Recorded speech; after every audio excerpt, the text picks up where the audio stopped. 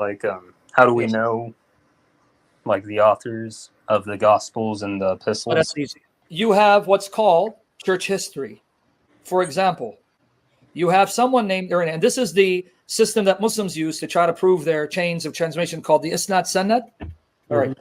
There's a man called Irenaeus. His writings have survived. Even Bart Ehrman appeals to them selectively because he reads the fathers. Irenaeus was the bishop of the church in Lyon, France, and he wrote around 170 AD, and he was martyred. Irenaeus, and I'll give you articles on my blog on this. I'll have him type in, you'll see, was a student, a disciple of Polycarp. Polycarp was the bishop of the church at Smyrna. Yeah. Polycarp was a disciple of the apostles, and he met with them and spoke to them like John. All right. Now you see the unbroken chain? You have the apostles, John, their disciple, Polycarp, a bishop who at the age of 86 was martyred, burned alive, and killed because he wouldn't deny Jesus.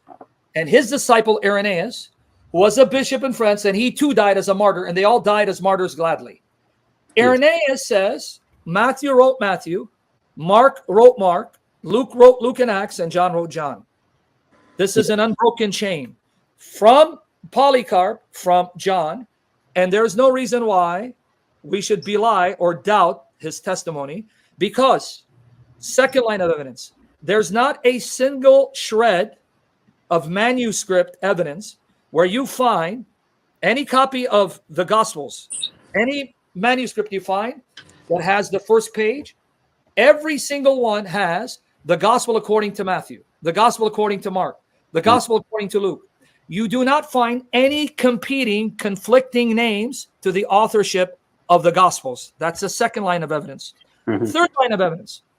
Why would the Christians make up the names Luke and Mark as two of the authors of the four Gospels when Luke and Mark were unknown? The only reason why they became famous is because Gospels were attributed to them. If no Gospels were attributed to them, no one would be talking about Mark and Luke. If the church is making up names, you would think they would want to attach the name of a more prominent follower of Christ, right? Yeah. Why Mark? The only reason why we talk about Mark is his gospel attributed to him.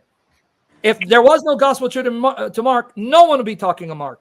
So if they're making up a name, why didn't it say Peter wrote it? Because according to tradition, Mark was writing down what Peter preached. So why not simply say Peter wrote it?